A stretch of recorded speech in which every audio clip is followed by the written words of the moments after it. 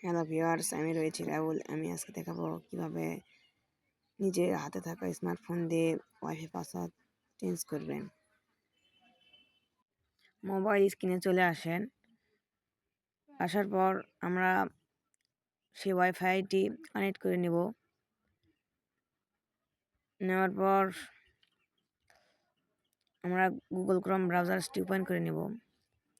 এখানে সার্চ বারে সার্চ করব 192.168.0.1। এটি একটি টেন্ডার আউটারের আইপি অ্যাড্রেস।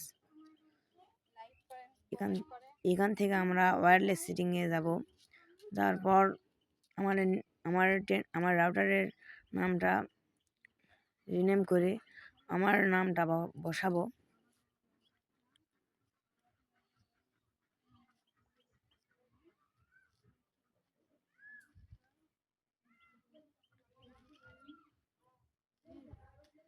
তারপর নন থেকে YPA2 এটাকে সিলেক্ট করে আমি একটি 8 ডিজিটের পাসওয়ার্ড দিব।